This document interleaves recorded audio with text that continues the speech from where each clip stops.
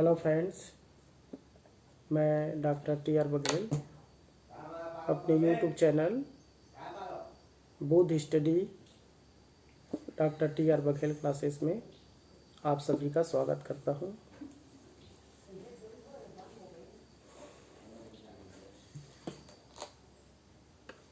हम लोग पढ़ रहे हैं इंडियन हिस्ट्री के बारे में। पिछले वीडियो में हम लोग पढ़े हैं पाषाण काल।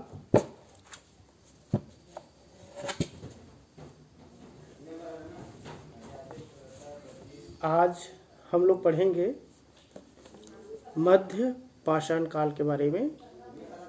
क्योंकि कोरोना वैश्विक महामारी के लॉकडाउन के इस समय में यूजीसी नेट की पेपर, यूपीएससी और पीएससी के पेपर भी पोस्टपोन चल रहे हैं।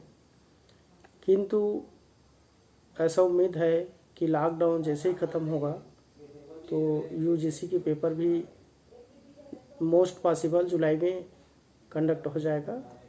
वहीं छत्तीसगढ़ पीएससी में असिस्टेंट प्रोफेसर के पेपर भी जुलाई या अगस्त में मोस्ट पॉसिबल है कि एग्जामिनेशन हो पाएगा। तो इनको ध्यान में रखते हुए हम लोग अपने घर में रहकर अपनी स्टडी को जारी रखते हैं। क्योंकि स्टडी करना जारी रखना अपने हित में है। क्योंकि एग्जामिनेशन तो होगा ही है, होना ही है एग्जामिनेशन। तो फिर हम लोग अपनी स्टडी को स्टॉप न करें, बशर्ते कंटिन्यू जारी रखेंगे। तो चलिए हम लोग पढ़ेंगे इंडियन हिस्ट्री में एशियन इंडियन हिस्ट्री के अंतर्गत मध्य पाषाण काल। आज हम लोग पढ़ने जा रहे हैं मिडिल पैलियोलिथिक एज, मध्य पाषाण काल। इनका समय है 1 लाख बीसी से 40,000 बीसी तक। 1 लाख बीसी ईसा पूर्व से 40,000 बीसी तक इनका समय है।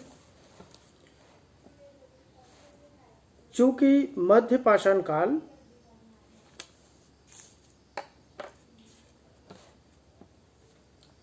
को सामान्यतः क्षेत्रीय और स्थानीय विविधता का काल माना जाता है। मध्य पाषाण काल को मुख्यतः क्षेत्रीय और स्थानीय विविधता का काल माना गया है, जो केवल पाषाण प्रौद्योगिकी और औजारों की दृष्टि से ही नहीं, बल्कि इस कालखंड में तापमान में आए हुए भारी परिवर्तन या कमी के कारण इस काल के मानव द्वारा अपने आप को प्रकृति के अनुरूप ढालने की प्रवृत्ति के दृष्टिकोण से भी यह काल महत्वपूर्ण था।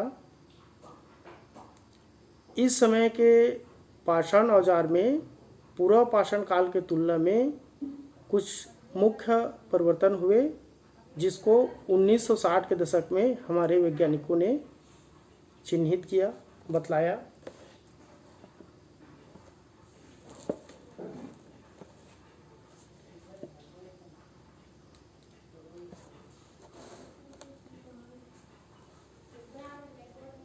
इनकी इस काल की मुख्य विशेषताओं में इनके औजार में आए हुए परिवर्तन, तापमान में कमी के कारण, प्रकृति के अनुरूप अपने आप को ढालने की प्रवृत्ति के कारण इसे मध्य पूर्व पाषाण काल, मिडिल पैलियोलिथिक एज में रखा गया है।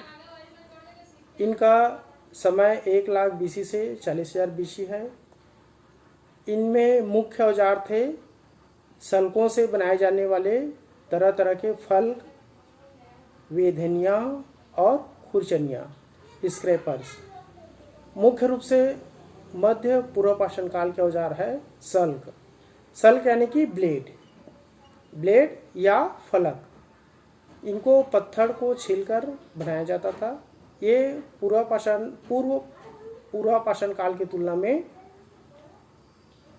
सूक्ष्म होता था, छोटा होता था।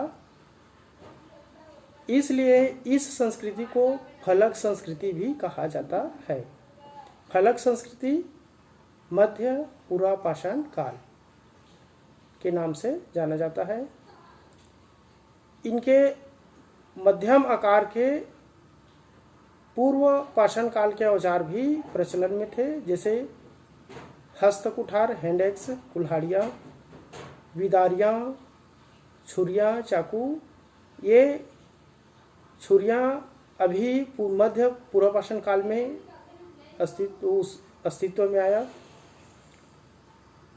लेकिन पूर्व पाषाण काल में भी प्रचलित कुछ औजार अभी पूरी तरह से विलुप्त नहीं हुए थे, बल्कि वो भी अस्तित्व में थे, जैसे हस्त कुठार, विदारियाँ, कुल्हाड़ियाँ, छुरी। इस प्रकार के औजार भी प्रचलन में थे। पूर्व पाषाण काल की तुलना में यह औजार छोटा और परिष्कृत होता था। इनके औजार के कच्चे माल क्या क्या प्रयोग में लाए जाते थे? मध्य पूर्व पाषाण काल में बनाए जाने वाले औजार किन किन चीज़ों से बनाए जाते थे, उनके कच्चे माल क्या थे?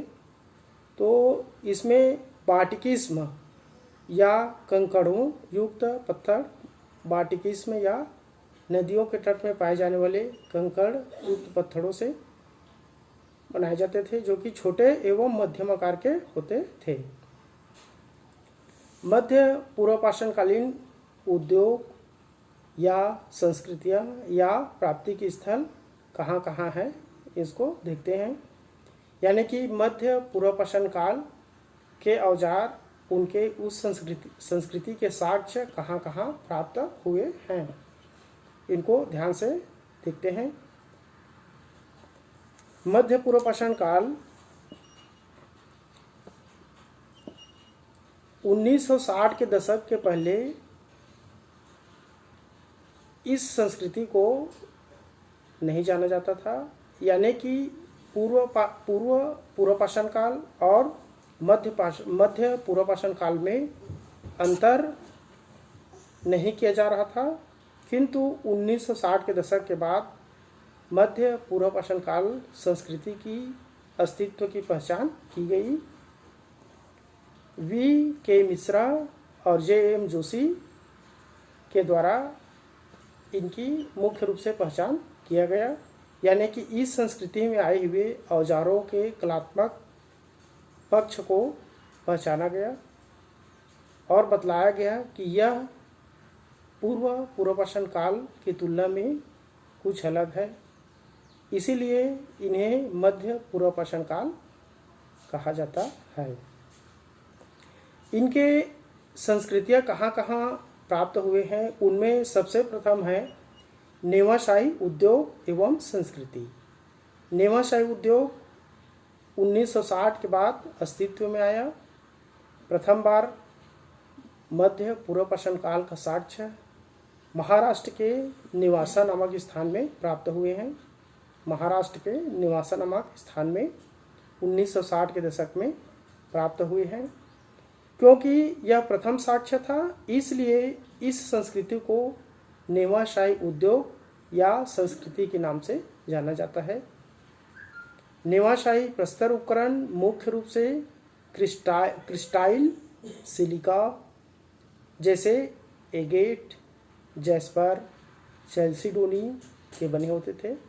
क्रिस्टाइल, सिलिका जैसे एगेट, जैस्पर और चैल्सिडोनी के बने होते थे। जबकि पूर्वपाषाणिक चरण के औजार का कच्चा माल दानेदार क्वार्टज के बने होते थे। पूर्वपाषाण काल के औजार दानेदार क्वार्टज के बने होते थे। पिछले वीडियो में हम लोगों ने देखे हैं। क्वार्टज, क्वार्टजाइट या क्वार्टजाइट के औजार के बने होते थे। क्वार्टजाइट के औजार के बने होते थे। जबकि मध्य पूर्वपाषाण काल के औजार मुख्यतः बाटिकिस्म, दानेदार पत्थर के होते थे, जिसमें क्रिस्टाइल, सिलिका, एगेट, जैस्पर, चैल्सिडोनी आदि के रूप में जाने जाते थे, या इस प्रकार के उनके औजार थे। इनकी औजार बनाने की प्रौद्योगिकी में किस प्रकार परिवर्तन आया, इसको देखते हैं। इस समय के औजार के आकार, कुछ औजार गोलाकार होते थे, कुछ आयताकार होते थे, कुछ नुकीले होते थे और कुछ लंबे नुकीले होते थे, कुछ समानांतर पहलू वाले होते थे, कुछ कंपोनेंट यानी कि संयुक्त प्रकार के होते थे, आयताकार होने के साथ साथ नुकीले भी होते थे या लंबा भी होते थे। ये इसके औजार में आई हुई टेक्नोलॉजी का स्वरूप है। कुछ गोलाकार होते थे, कुछ इनके फलके आयताकार होते थे, कुछ नुकीले होते थे, कुछ संयुक्त रूप से होते थे जिनको कंपोनेंट भी कहा जाता है। दूसरा स्थान है भीमबेटका के पांचवी परत में मध्य पाषाण युगीन लोगों के निवास के प्रमाण मिले हैं। भीमबेटका के पांचवी परत में मध्य पूर्व पाषाणकालीन लोगों के निवास के प्रमाण मिले हैं।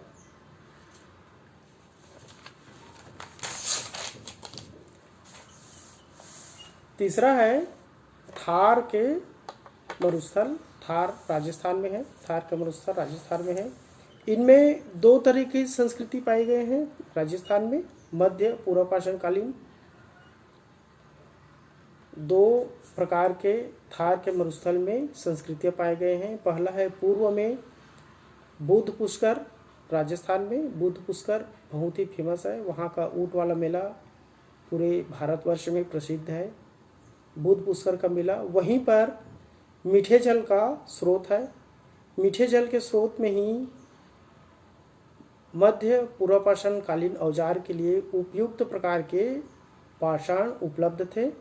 इनको कच्चे माल के रूप में तत्कालीन समय के लोगों ने उपयोग किया और मध्य पूर्व पाषाणकालीन सल का या ब्लेड का निर्माण किया, जिनकी उपलब्धता प्राप्त हुई है बुद्ध पुष्कर से। दूसरा है दक्षिण थार के मरुस्थल में लूनी संस्कृति। इनके अन्वेषक है वी के मिश्रा। लूनी संस्कृति दक्षिणी थार के मरुस्थल में पाए गए हैं। थार के मरुस्थल लूनी संस्कृति, निवासा संस्कृति, इनका संबंध मध्य पूर्व पाषाण काल से है। लूनी संस्कृति के आविष्कारक है वी के मिश्रा ने इसे लूनी संस्कृति का संज्ञा दिया है। लूनी संस्कृति में मध्य एशियाई मध्य पाषाण उद्योग से मेल खाता है, यानी कि लूनी उद्योग में मध्य एशियाई संस्कृति और मध्य पाषाण उद्योग संस्कृति का साक्ष्य मिलता है। एक प्रकार का दोनों संस्कृतियों का साक्ष्य हमें लूनी उद्योग से मिलता है। लूनी संस्कृति के साक्ष्य में मुख्य रूप से होकारा, बारीधानी, मोंगरा, नागरी आदि स्थल मध्य पूर्व पाषाणकालीन के रूप में पहचाने गए हैं। इनका काल है, समय है 45,000 BC से 25,000 BC तक। लूनी संस्कृति के औजारों में कुछ विशेषताएं और पाए गए हैं। इस काल के औजार उथली, धसी हुई खुरचनियाँ, धारयुक्त ब्लेड, खुरचनियाँ, वेधनियाँ, हस्तकुठार, विदारक आदि लूनी संस्कृति में पाए गए हैं। इसी क्रम में सोन नदी घाटी, जो कि उत्तर प्रदेश बिहार के क्षेत्र में है, वहाँ पर भी गंगा और सोन नदी के तट पर इनका कार्बन 14 में समय निर्धारण किया गया है 1 लाख ईसा पूर्व से 40,000 ईसा पूर्व। सोन नदी में 1 लाख ईसा पूर्व से 40,000 ईसा पूर्व में गंगा एवं सोन नदी के तट पर मध्य पूर्व पाषाणकालीन औजार के साक्ष्य प्राप्त हुए हैं। जबलपुर में नर्मदा नदी भेड़ा घाट के तट पर उस उत्कृष्ट संगमरमर या परिष्कृत औजार के साक्ष्य प्राप्त हुए हैं। अगला है धूर पश्चिम उत्तर में अफगानिस्तान में संघाओं की गुफा में भी मध्य पूर्व पाषाणकालीन लोगों के निवास के नियमित बसेरे के साक्ष्य प्राप्त हुए हैं। अफगानिस्तान के संघाओं गुफाओं में नियमित बसेरे के स्थल के साक्ष्य मिले हैं। रोहिणी उद्योग में चाचा बलूच में स्थानीय विकास व उत्तर पूर्व पाषाणकालीन की बुनियादी पाषाण प्रौद्योगिकी के साक्ष्य प्राप्त होते हैं। रोहिणी उद्योग में औजारों का साधन श्रृंग प्रस्तर या चार्ट के पिंड के रूप में प्राप्त हुए हैं। तो इस प्रकार हम लोग देख रहे हैं कि मध्य पूर्व पाषाण काल में कहाँ कहाँ हमें इस संस्कृति के साक्ष्य मिले हैं और यह हमारी परीक्षा के दृष्टिकोण से कितना महत्वपूर्ण है। चूँकि पूर्व पाषाण काल में उनके औजार तुलनात्मक रूप से बड़े आकार में होते थे, जैसे कि हस्त कुठार, विदारणी, खंडक, ये बड़े और भद्दे किस्म के होते थे। लेकिन मध्य पूर्व पाषाण काल में उन औजारों में तुलनात्मक दृष्टि से कलात्मक छोटा रूप में, समानांतर रूप से पूरा पाषाण काल के तुलना में कुछ परिष्कृत होते थे। उसमें उसकी बनावट में एक अलग प्रकार की चमक थी और वे सल का पत्थर को छीलकर बनाए जाते थे, जिनको फलक बोला जाता है, सल का ब्लेड या फलक। इसीलिए इस संस्कृति को फलक संस्कृति के नाम से भी जाना जाता है।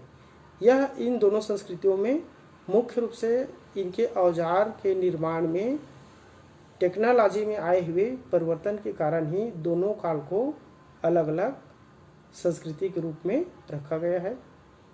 मध्य पूर्व पाषाण काल 1960 के पहले पूर्व पाषाण काल के नाम से ही जाना जाता था, किंतु 1960 के दशक में इसको पहचानकर अलग संस्कृति के रूप में पहचाना गया है। संस्कृति के रूप में अलग पहचान इसकी मिली है। इसमें याद रखने वाली परीक्षा उपयोगी मुख्य बातें हैं, जिनका काल निर्धारण है। मध्य पूर्व पाषाण काल का समय है 1 लाख ईसा पूर्व से 40,000 ईसा पूर्व तक। इनमें 2-3 संस्कृति स्थल है, जैसे निवासा उद्योग महाराष्ट्र में। निवासा स्थल 1960 के दशक के बाद इसकी पहचान हुई है, जिसमें क्रिस्टाइल, सिलिका, एगेट, जैस्पर, चैल्सिडोनी के बने होते थे निवासा संस्कृति। जबकि पूर्व पाषाण काल के औजार का कच्चा माल दानेदार क्वार्टजाइट के बने होते थे। ये दोनों संस्कृति में अंतर है।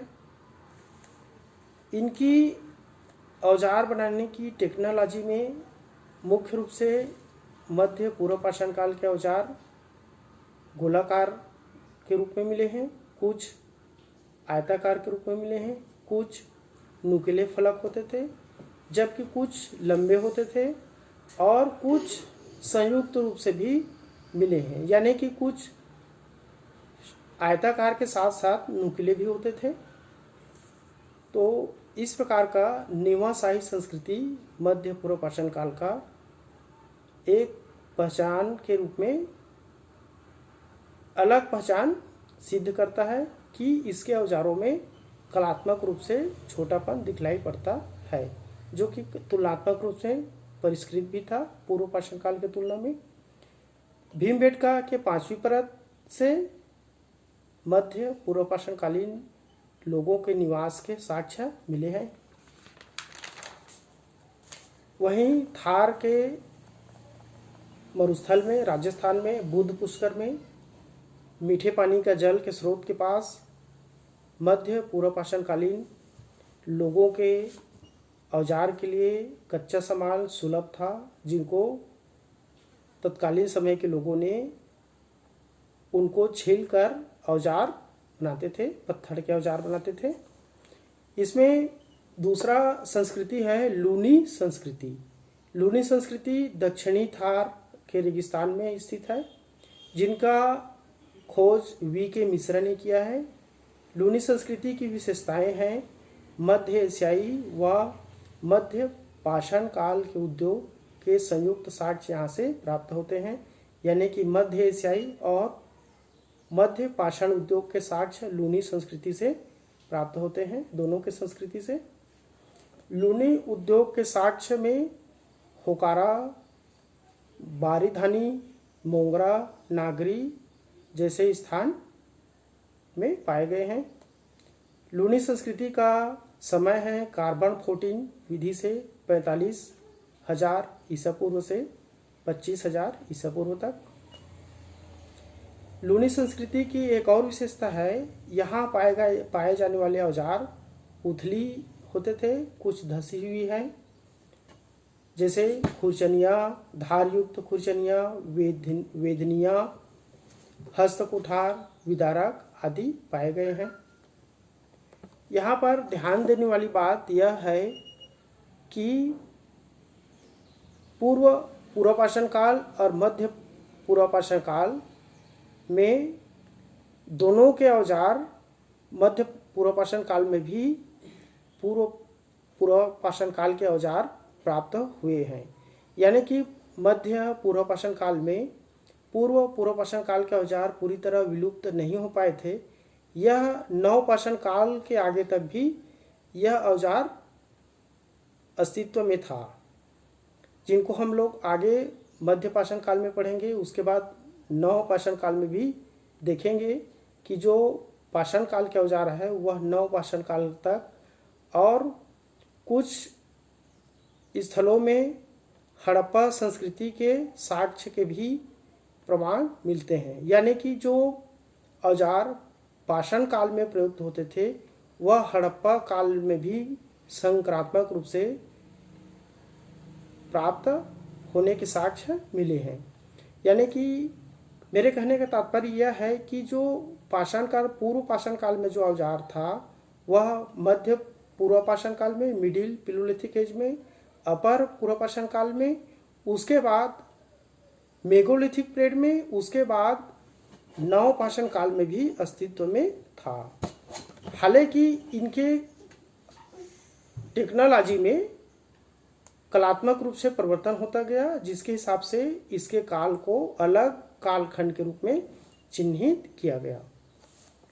देखते हैं परीक्षा के दृष्टिकोण से अगला काल हम लोग पढ़ेंगे, वह है उत्तर पूर्व पाषाण काल, अपर पिलोलिथिक एज। अपर पिलोलिथिक एज का काल निर्धारण है कार्बन 14 विधि से, इसका काल निर्धारण है उत्तर पूर्व पाषाण काल। अभी हम लोग पढ़ रहे हैं उत्तर पूर्व पाषाण काल के बारे में। अपर पिलोलिथिक एज, उत्तर पूर्व पाषाण काल का कार्बन 14 विधि है 40,000 बीसी से 10,000 बीसी तक। वहीं ताप संदीप्ति विधि, थर्मल मैग्नेटिक मेथड में इसका काल निर्धारण किया गया है 45,000 बीसी से 10,000 बीसी तक। कार्बन 14 विधि में 40,000 बीसी से 10,000 बीसी तक, और फिलोमैग्नेटिक मेथड में ताप मैग्नेटिक विधि, ताप चुंबकीय विधि में इसका काल निर्धारण किया गया है 45,000 BC से 10,000 BC तक। उत्तर पूर्व पाषाण काल पूर्व पाषाण संस्कृति का अति नूतन प्लेटोनिक काल के अंतिम चरणों का समवर्ती है। उत्तर पूर्व पाषाण काल पूर्व पाषाण संस्कृति का अति नूतन काल, जिसको प्लेटोनिक एज के अंतिम चरणों का समवर्ती है, यानी कि ये अति नूतन काल के अंतिम चरण में उन्हीं के समय में इनका अस्तित्व आया है। इनके देखते हैं औजार में किस प्रकार परिवर्तन होता है। पूर्व पाषाण काल मध्य पूर्व पाषाण काल में औजारों में आए हुए उनकी प्रौद्योगिकी के क्रम को ही चिन्हित कर इस संस्कृति को अलग पहचान दिया गया है। इसी क्रम में इसके औजार में कलात्मक रूप से परिवर्तन होते हैं और इनके मुख्य औजार पाए गए हैं तक्षणिया, बोरिंग्स और खुरचनिया, स्क्रैपर्स।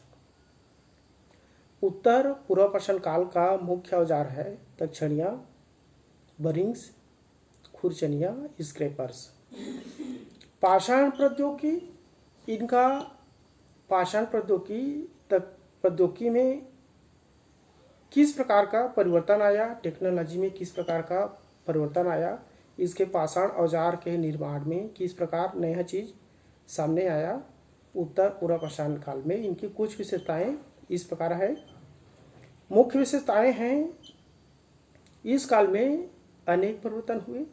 जैसे पत्थर के औजार बनाने में जो नव इन्वेंशन हुए, उनमें आखेटक, खाद्य संग्राहक, मानवों की अपने को बदलते पर्यावरण के अनुरूप ढालने की प्रक्रिया प्रतिबिंबित होती है।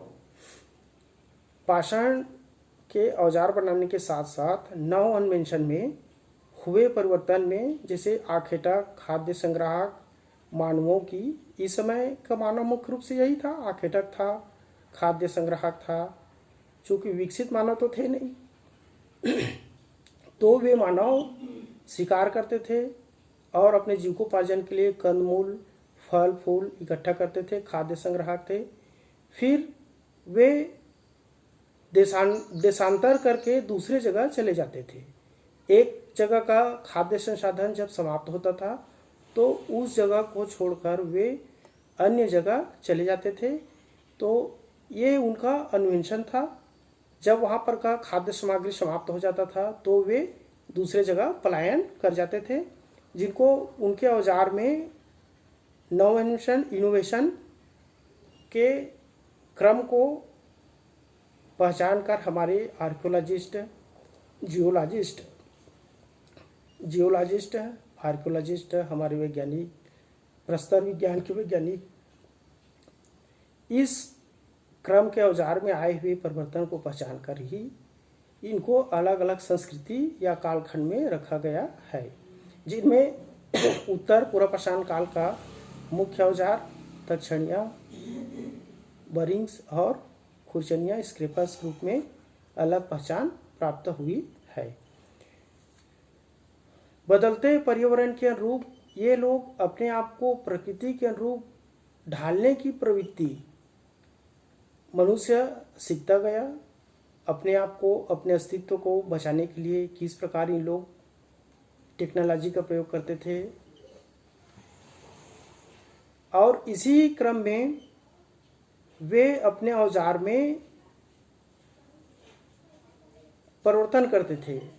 समय के साथ अपने औजार को वे परिष्कृत करते थे। पहले मोटे औजार रखते थे, हस्त कुठार है ना, कुल्हाड़ी, खंडक, ये पूर्व पाषाण काल में देखे हैं, वे मोटे होते थे, भद्दे होते थे। फिर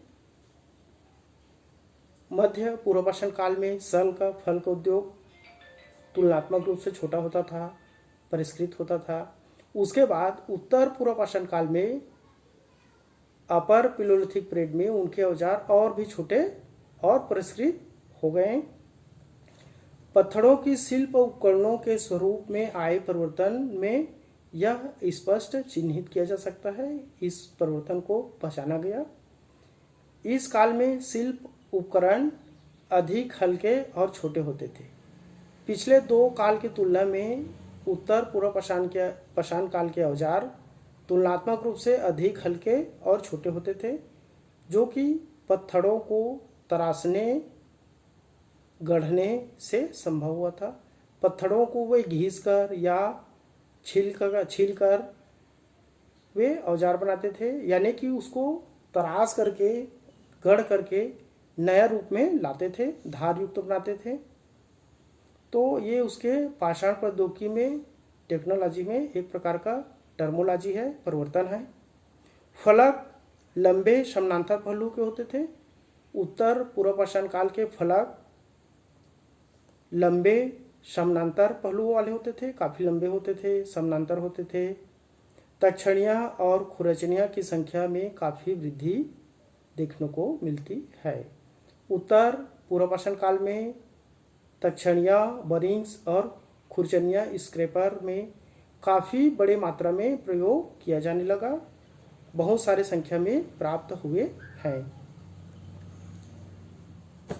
जो कि तुलनात्मक रूप से बहुत छोटे होते थे, भाले के आकार के होते थे, चाकू के आकार के होते थे।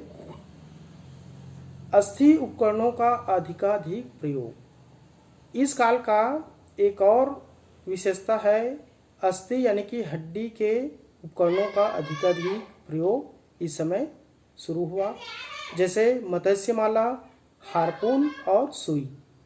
मत्स्यमाला मछली के कांटों से बनाए जाने वाले औजार, हार्पून और सुई इस काल में नए देखने को मिलता है। अस्थि औजार पिछले दो काल में अस्थि औजार का अस्तित्व नहीं था, लेकिन अभी उत्तर पूर्व पाषाण काल में अस्थि औजारों का साक्ष्य मिलता है, जैसे मछली का कांटा मत्स्यमाला, जिसको हार्पून के नाम से जानते थे, और दूसरा है सुई। देखते हैं उत्तर पूर्व पाषाण काल के औजार प्राप्ति के कहाँ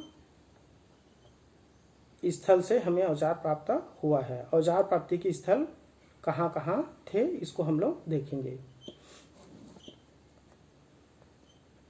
पाकिस्तान एवं पश्चिमी भारत में, पहला है पाकिस्तान। पश्चिमी भारत में अफगानिस्तान के क्षेत्र में संघाओं की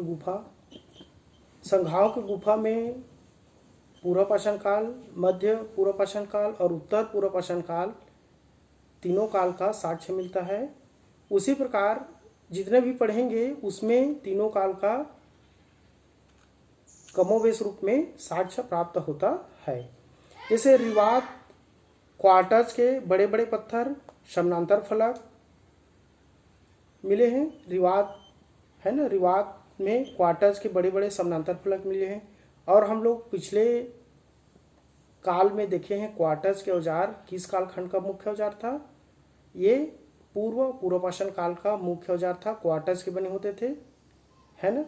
तो देखिए यहाँ उत्तर पूर्व पाषाण काल में भी हमें रिवात के क्षेत्र से प्राप्त होता है क्वार्टज के बड़े बड़े समानांतर फलक, जो कि 55वें पुरातात्विक स्थल है। इसमें ताप समदीप्ति विधि से 45,000 ईसा पूर्व इसका काल निर्धारण किया गया है। ताप समदीप्ति विधि में रिवात में जो औजार प्राप्त हुए हैं उनका काल निर्धारण किया गया है 45,000 ईसा पूर्व BC।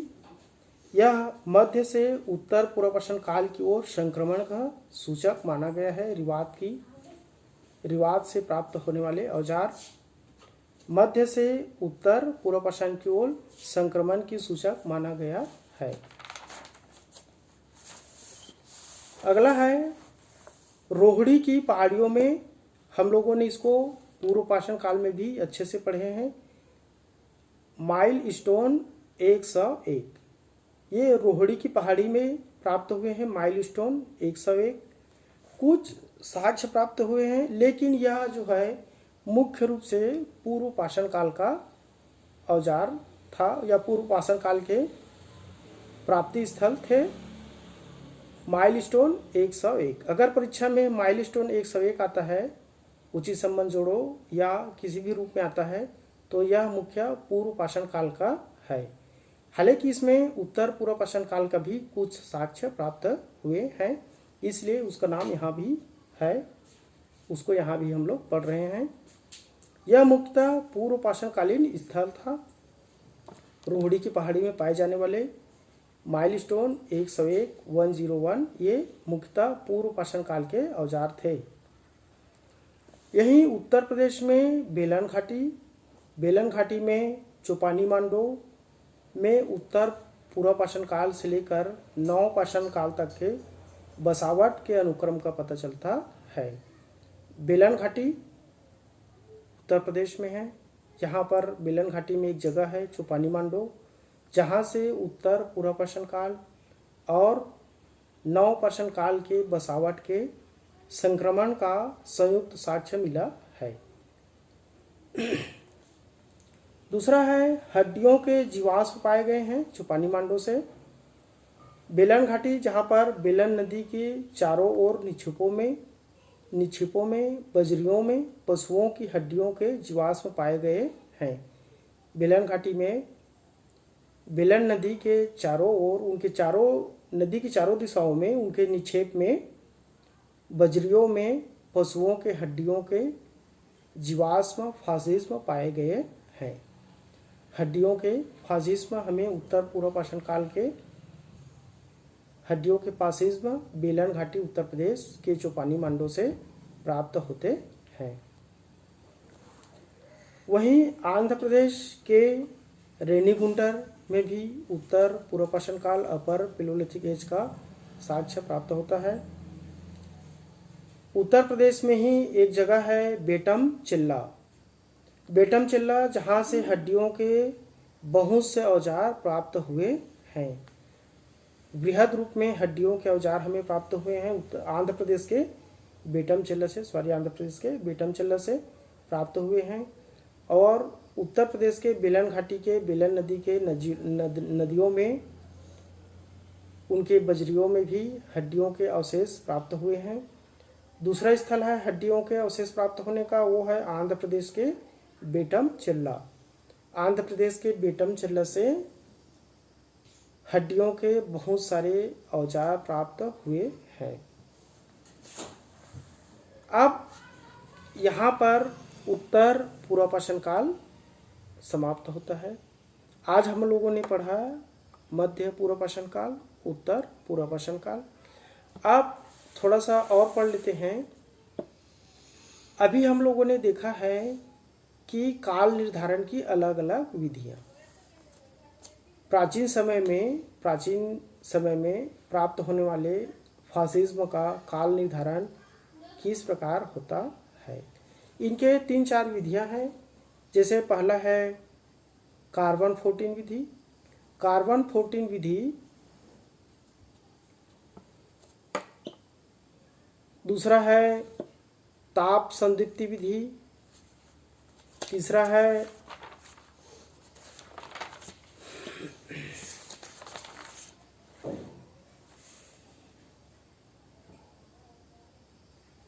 पाषाण चुंबकीय विधि, फेलोमैग्नेटिक मेथड।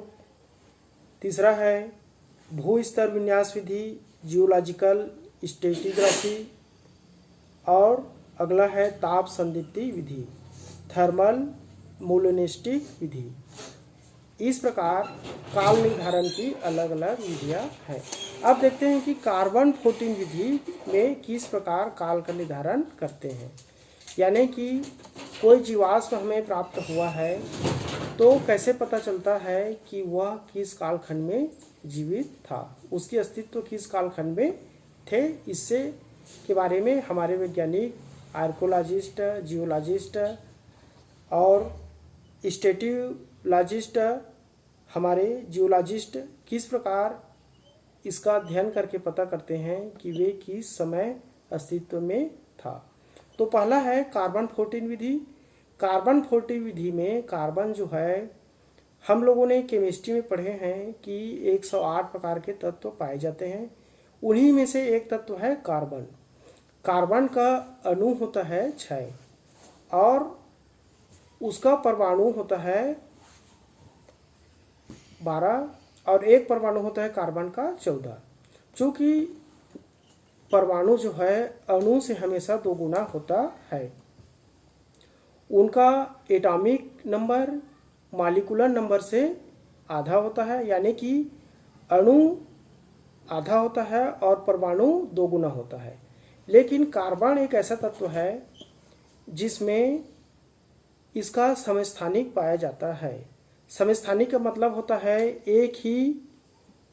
एक ही तत्व के 2 या 2 से अधिक रूप प्राप्त होते हैं। जैसे कार्बन का परमाणु है 6, लेकिन कार्बन का अणु है 6 और उसके परमाणु हैं 2 मिलते हैं, एक 12 मिलते हैं और एक 14। तो कार्बन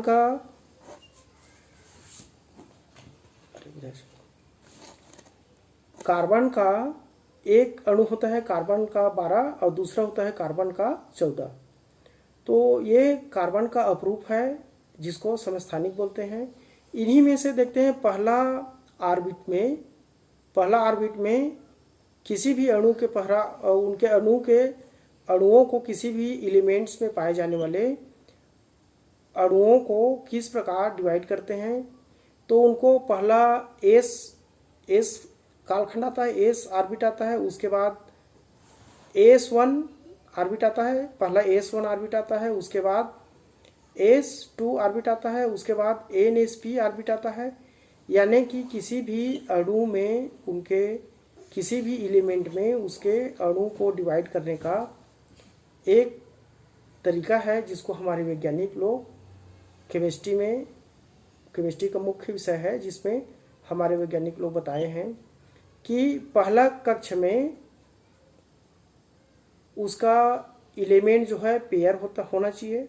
यानी कि एक कक्ष में पहला कक्ष में हमेशा 2 एलिमेंट होगा, दूसरे कक्ष में 2 एलिमेंट होगा जो एस कक्ष कहलाएगा। फिर तीसरे कक्ष जो आएगा थर्ड ऑर्बिट, जिसमें ASP कक्ष कहा जाता है, जिसमें अणुओं की संख्या अधिकतम 8 होती है। 2 यानी कि 4 पेयर कक्ष बनते हैं, एक कक्ष में 2 अणु होते हैं। तो इसमें कार्बन के विन्यास को देखते हैं। तो पहला कक्ष जो है वह एस कक्ष है, एस ऑर्बिट है, उसमें 2 अणु हो गया, एलिमेंट की संख्या पेयर रूप में है। दूसरा है AS1 कक्ष में भी अणुओं की संख्या कितना हो गया, 2 हो गया। पहला AS0 कक्ष है, उसमें एलिमेंट की संख्या 2। दूसरा कक्ष AS1 है, उसमें एलिमेंट की संख्या भी पेयर है 2। अब 2 और 2 4 हो गए। तो कार्बन का अणु कितना है, 6। हमारे पास कितना शेष अणु बच गया, केवल 2 अणु बचता है। वह ASP कक्ष में जाता है और वह जो है अनपेयर्ड रहता है, यानी कि अस्थायी रहता है 2। चूंकि थर्ड कक्ष में पेयर्ड होने के लिए कम से कम 8 अणु की आवश्यकता होती है, जबकि कार्बन का समस्थानिक में केवल उसके थर्ड कक्ष में अनपेयर्ड एलिमेंट की संख्या 2 रह जाती है। यह 2 अब इसको कंप्लीट होने के लिए या संतृप्त होने के लिए 6 एलिमेंट की आवश्यकता पड़ती है। 6 एलिमेंट्स और चाहिए। इसके आखिरी कक्ष में एलिमेंट्स की संख्या अनपेयर्ड रहता है, इसलिए कार्बन का समस्थानिक जो है असंतृप्त होता है। और यही असंतृप्त कार्बन जो है एक निश्चित कालखंड में अपने संपर्क में आने वाले पर्यावरण के साथ ये विलीन हो जाता है, घुल जाता है या खंडित हो जाता है, टूट जाता है। एक निश्चित कालखंड में एक निश्चित मात्रा में कार्बन का क्षरण होता है। इसी क्षरण होते हुए क्रम को हमारे वैज्ञानिक आर्कियोलॉजिस्ट गणना के माध्यम से अध्ययन करते हैं और बतलाते हैं कि यह जो फाजिस्म मिला है वह किस कालखंड में अस्तित्व में रहे होंगे। यह विधि है कार्बन 14 विधि। काल निर्धारण करने की, डेट सुनिश्चित करने की एक विधि है कार्बन 14 विधि, जिसके बारे में हम लोगों ने अभी कुछ समझने का प्रयास किए हैं। मुझे उम्मीद है कि कार्बन 14 विधि समझ में आ गया होगा। मैं यह कहना चाहता हूं कि कार्बन जो है उसके दो समस्थानिक होते हैं, एक कार्बन का 12 और दूसरा कार्बन का 14। चूँकि कार्बन का 12 जो है वो संतृप्त हो जाता है और कार्बन का 14 जो है असंतृप्त रहता है, इसीलिए काल निर्धारण में कार्बन 14 विधि का प्रयोग करते हैं। चूँकि प्रत्येक जीव में, प्रत्येक फाजिस्म में, जीवाश्म में कार्बन की मात्रा सुनिश्चित होती है, और जब वे संस्कृति का परिवर्तन होता है, जब वे धरती में समाहित हो जाते हैं, मिट्टी में दब जाते हैं, तो मिट्टी में दबने के बाद उस जीवाश्म में एक निश्चित कालखंड में उस जीवाश्म के कार्बन में कमी आती जाती है। इसी कमी को निर्धारित करते हुए हमारे वैज्ञानिक सुनिश्चित कर पाने में सक्षम होते हैं कि यह जीवाश्म जो है, चाहे वे मनुष्य के हों, चाहे पशु के हों, चाहे पेड़ के हों, या चाहे पर्वत के हों, पठार के हों, उसके अवशेष को, फाजिस्म को अध्ययन कर यह पता लगाया जाता है कि यह किस कालखंड का था। दूसरा विधि है पाषाण चुंबकीय विधि। अगला विधि है भू स्तर विन्यास विज्ञान या जियोलॉजिकल स्ट्रेटिग्राफी, और अगला विधि है ताप संदीप्ति विधि। तो इन विधियों को ध्यान में रखेंगे, ये परीक्षा में पूछा जाता है कि काल निर्धारण का कौन कौन सा विधि है, या इनमें से कौन सा काल निर्धारण का विधि है। पहला है कार्बन 14 विधि, अगला है पाषाण चुंबकीय विधि, दूसरा है भू स्तर विन्यास विधि, और अगला है ताप संदीप्ति विधि। ठीक है, अब हम लोग देखेंगे, ये अभी तक हम लोगों ने देखे हैं कि बीसी यानी कि ईसा पूर्व, और इसके बाद एडी ईसा। तो यह काल निर्धारण का एक अन्य इतिहास में हमें बार बार पढ़ने को देखने को मिलेगा कि कोई काल जो है बीसी में है और कोई काल जो है एडी में है। तो यह जो है ईसा के जन्म के पूर्व के समय को ईसा पूर्व में रखा गया है, और उसके समय के बाद को, जन्म के बाद को, ईसा के जन्म के बाद को ईसा में रखा गया है, एडी में रखा गया है।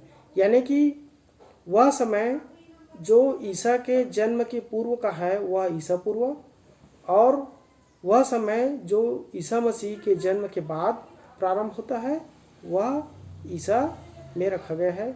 ईसा पूर्व को बीसी बोलते हैं, बिफोर क्राइस्ट, और एडी को आफ्टर ऑफ डेथ, यानी कि ईसा मसीह के डेट के बाद, after of date, Isa Masih के डेट के बाद के समय को ईसा में रखा गया है, एडी में रखा गया है। तो यह इतिहास में आने वाले काल निर्धारण का कुछ पहलू है जिसको हमें परीक्षा के दृष्टिकोण से याद रखना है। देखिए मित्रों, परीक्षा तो होना ही है, इसलिए हम पढ़ते रहें, हमारे साथ बने रहिए। अगर यह मेरा प्रयास आप लोगों को अच्छा लगा हो तो ज़रूर इसको सब्सक्राइब कीजिए, बेल आइकन को प्रेस कीजिए। अगर अच्छा लगा हो तो इसको लाइक कीजिए, और ज़्यादा से ज़्यादा अपने दोस्तों के साथ शेयर कीजिए, ताकि मेरा प्रयास, निःशुल्क कोचिंग देने का मेरा प्रयास सफल हो सके, और मैं अधिक से अधिक लोगों तक अपनी इस कोशिश को ले जा सकूं, इससे अधिक से अधिक लोगों को फ़ायदा मिल सके। चूँकि कोई भी नॉलेज संपूर्ण नहीं होता है, उसमें कमियां ज़रूर होती है। तो मैं या मेरा यह प्रयास कभी यह दावा नहीं करता कि यह संपूर्ण नॉलेज है। इसमें कमियां होने की संभावना से मुकरा नहीं जा सकता, मैं भी मुकर नहीं रहा हूँ। इसमें अगर कोई कमियां नज़र आती है, कोई गलत भी हो जाता है, तो आप मुझे सूचित कीजिए। आपकी सुझाव हमेशा सादर आमंत्रित है, मैं उसमें सुधार करने का प्रयास जरूर करूँगा। इसलिए मैं यह कहना चाहता हूँ कि कोई भी महत्वपूर्ण परीक्षा पास करने के लिए आप अधिक से अधिक मेहनत कीजिए, कठिन मेहनत कीजिए, हार्ड वर्क कीजिए और अपने दिशा में निरंतर आप चलते रहेंगे, अच्छे प्रयास करेंगे, अच्छी किताबें पढ़ेंगे तो निश्चित रूप से आपको सफलता जरूर मिलेगी। इन्हीं शुभकामनाओं के साथ मैं आज आप सभी से विदा लेता हूँ। जय हिंद, जय भारत।